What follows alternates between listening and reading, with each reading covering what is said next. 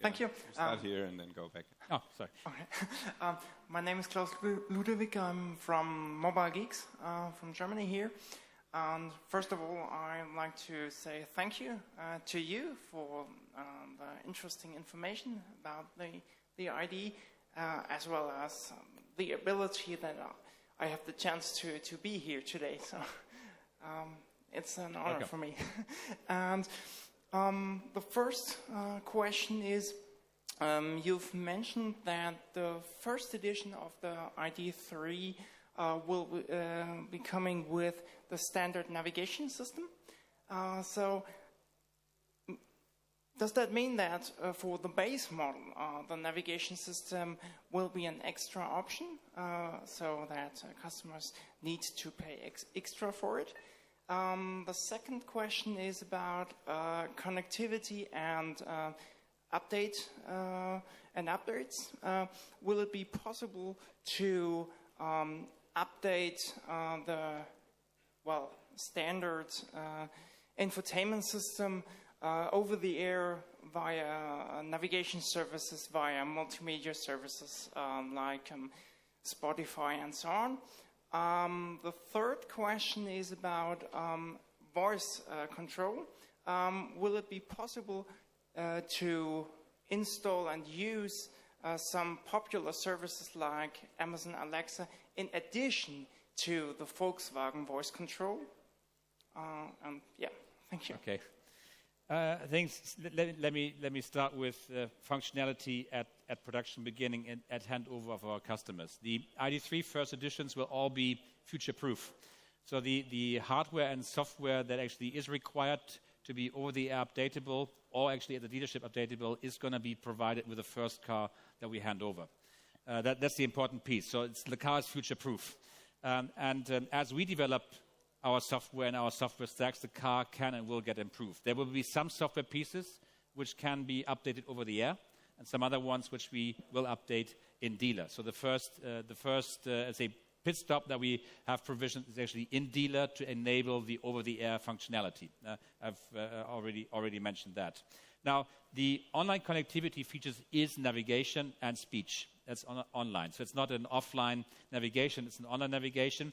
It's standard as the ID.3. It will change later on as the customer wants maybe a base car. Then obviously this is enabled, but not actually sort of standard on the car. But I think you will be excited to see what we show you in Frankfurt. We've done the user experience journey just a few weeks ago with the entire team on going through ordering, through servicing of the car. And it's something very new and refreshing for Volkswagen. Simple.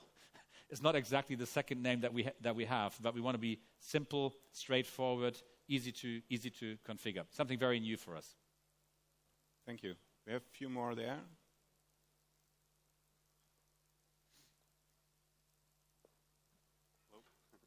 Hello, my name is Peter Murphy. I'm a reporter at S&P Global Market Intelligence, a financial publication. Congratulations on the ID. I'd like to ask two questions about batteries. First of all, I remember a few months ago you had an announcement that I think there was a planned investment of about 30 billion in batteries through 2030.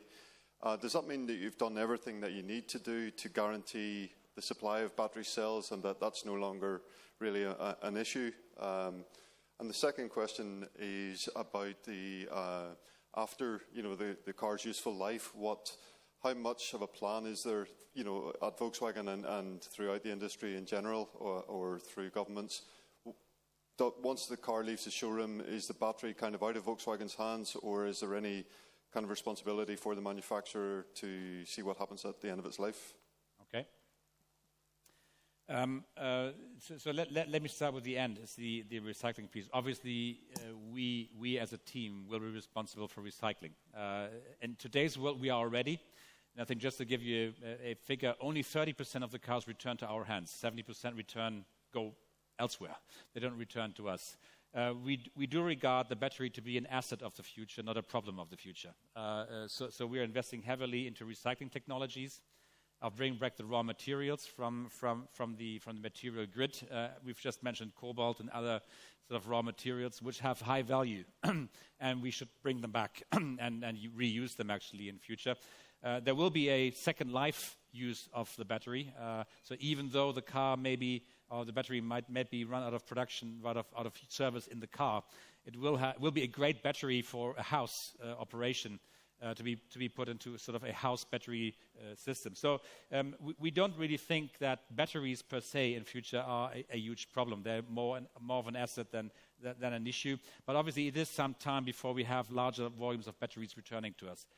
This is happening on the go. We're doing it right now. First question? First one was on supply. Supply. I would say that everything which is humanly controllable has been done to secure supply. As we speak, our suppliers and partners are setting up factories in Europe for not only us, but for the battery demand of the coming years. So we basically have a parallel movement of new technology from our end, a new factory from our end, new connectivity technology from our end, and a supply base which is investing into basically Europeanizing a technology into Europe at the same time. So everything which I would say can be secured, we have secured. So volume is secure. Will there be any problems in the ramp-up of the whole thing? Maybe. We'll see as we get there. But I would say that everything which can be humanly controllable, we have done. Okay, there are a few more in the back. Stefan Menzel, Handelsblatt. One easy question, Mr. Stackmann. Are you making money with the first edition? The statement on this good question has never changed. We are a business company, so obviously we are responsible for environment, we're responsible for society and the change, but we are equally responsible for our employees and our investors. So the plan and commitment for us as a management team is to run a profitable operation with our ID family in the first life of these cars. This is our commitment, and we will be able to achieve this commitment. We want and will make money with the ID family. Will that be true in the first 1 or 2 years with all of this huge wave of investment going to the company? Needs to be seen. But as a management team, we are clearly committed to be profitable with IDs, standalone. So not actually with juggling CO2 emissions left and right, but the ID family per se must make money. And Dr. Dies has, I think, very often said, the manufacturer that can change the footprint and become CO2 positive and make money with these cars is going to be in a great position for a sustainable future. Okay, thank you. Okay. And we have a few more back there waiting very long, and then I saw some here and here. I'll be quick. 3 quick questions. This is Wilfried Eckeldorner from Manager Magazine. Mr. Stackmann, what I wanted to know is actually your competitor in the US had, I think, 300,000 pre-bookings when launching their model within the first couple of weeks. What's your aim? When would the ID.3 be considered a success in terms of pre-bookings, say, till the Frankfurt Auto Show? That was my first question. Second one, we didn't talk about autonomous driving, something that your competitor is trumping on quite a bit recently as well. Is the ID.3 equipped for autonomous driving as well? And will you offer that, for example, with an OTA update?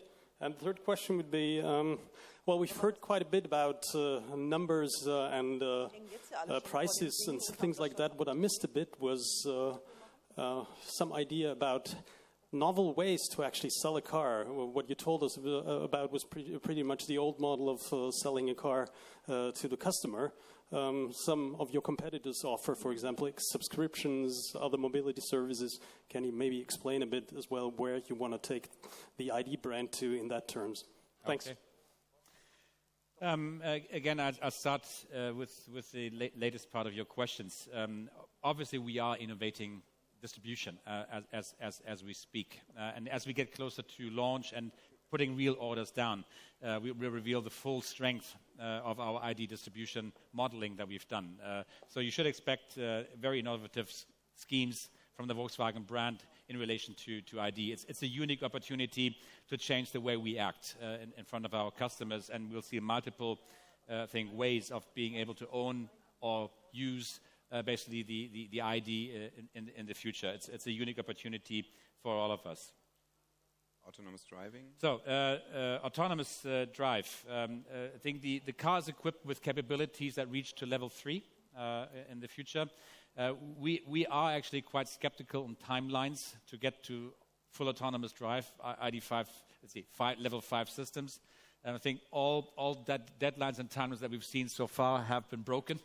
There is a huge amount of investment going into this scheme of autonomous drive, but we believe it will take longer and will be much more costly than people believe to offer to our customers. But the car physically is equipped for a level 3, and as software develops and evolves, we'll be able to put it in the cars and offer it to our customers. And the pre-booking. Oh, pre-booking success. I think that was a great question. Obviously, we went through that's a nice piece of following someone. Do we want to beat him on numbers, or do we want to beat him on whatever? And we concluded that's not about having the biggest numbers in your hands with large number of disappointed customers waiting in queues forever. So we decided to limit the first edition to exactly 30,000. So there will not be 30,001 first editions cars sold. It will be first come, first serve. I do believe that we'll be able to declare that we are sold out on pre-booking around September when we meet again around the Frankfurt Motor Show. And then actually we just move to normal ordering. We want to make the ID a normal car. And normal processes, normal waiting times, just get into the flow of normality rather than having something which is I would say a big number just because the big number sounds great. That's why we've decided for something else, a limited volume, and the excitement in the markets is huge. I do believe that, again, this will be actually pre-booked very soon. Okay. So we have one more there. I'm Skilbeck from Elbil24 in Norway. Can you tell us a little bit about Northvolt and the EBU and when this will have an impact for the ID series? So which one? Northvolt and the EBU, the battery union. North? Yeah, we have formed a European battery union with Northvolt. Okay. Well, I think I'm not the biggest expert on that, so I don't want to mumble around. It is quite clear that Volkswagen needs to get engaged with battery electric development and production in the future. It is basically the engine of the future, so we better get deeply engaged. We don't have a European solution yet. Basically, the technology and the knowledge is very much Asia-based. So we are actually quite keen as a group to get deeply into the development stream of battery technology, and you should expect us as group, maybe with partners in Europe, to really found a company going forward. It is the engine of the future. So we have to get deep under the skin of the battery. But it's way too early to make a firm timeline on when, with who, and where. It's just too early. Yeah. So next question, I saw. Hi. Well, where's the mic? Hi, I've got 2 quick questions. Yeah. Hello? Yes, I've got 2 quick questions for you. All 3 variants have a 58 kilowatt hour battery pack, but they've got different ranges. So are they software locked? And if so, can a customer who buys the base model upgrade via over-the-air to one with more range? And number 2, why have a reservation system, and will you have the same deposit system for future ID cars? Thank you. Okay. No, I think we have to be clear on this one. There is 3 distinct battery pack sizes that we're offering. It's 45, 58, and 77 kilowatt hours. And we've basically starting our production now with the one that customers indicated in all of the clinics that we had as their prime choice, is 58, the middle pack. So no, you can't upgrade for more range, and it would be quite hideous to do this, because you would put all of the battery capacity in a car not using that. It's not a very wise way of using, I think, raw materials and resource. So clearly with the Volkswagen you will have different battery pack sizes going forward. They can even be bigger than that with bigger cars to follow. And it's your choice, but actually it's the choice for the lifetime of the vehicle. Good. So some hands here. One And more in the back. question. Okay, yeah. Yvonne Simon, Kfz-Betrieb. 2 questions. How many cars do you want to sell in Germany? And when is the normal booking going to start? And is it going to be online as well, or just at the dealers? Okay. We sort of have not revealed market-specific numbers yet, and we will only do this in Frankfurt. It's just too early for this. But as I said, in the European Union, we expect Germany and Norway to play the leading roles in volume terms for the ID family going forward. So these are the key markets. But there are some markets which we usually don't talk about too much. Netherlands will be a big market for the ID family. Austria has embarked on a big scheme going forward.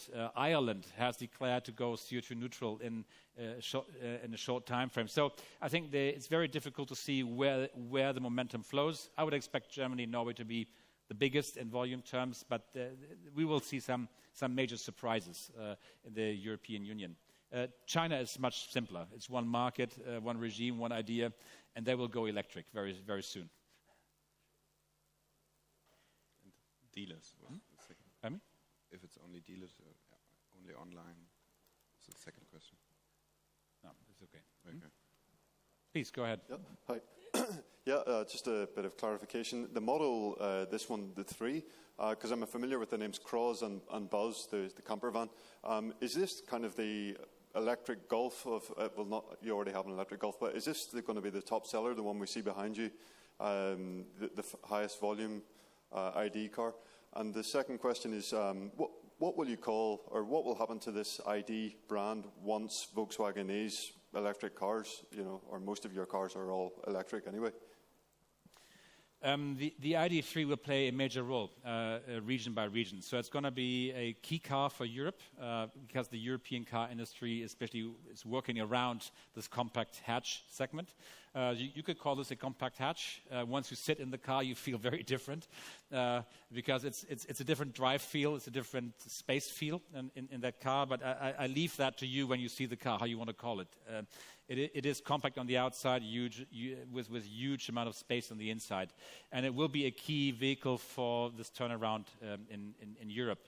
Whether it crystallizes to be the #1 selling car needs to be seen. We've seen some change in our core model range as well. Golf actually is now on parallel terms with Tiguan around the world. So we actually leave it to the customers. We will give them several options and choices, and they pick what they want. I don't want to dictate what the customers need to have. I personally do believe when you see this car fully revealed in a few weeks from now, this is the car to beat for the future, for all of our competitors, just as Golf has been for the last 40 years. So are there any more questions, or? If not, there's one more, and then it's the final one, because we have to come to an end. Maybe a last one. Will we see the same logo at the Frankfurt Motor Show, or a new one? You will need to wait a few more weeks, then I can give you the answer. Okay, thank you. Thank you. So thank you very much, Jürgen, and thank you for presenting the new car. Thank you very much for attending our press conference today. Thanks for attending and asking your great questions. Stay tuned. This is just the start, but we believe it will be a start of major significance for this industry. Thank you very much, and safe travels.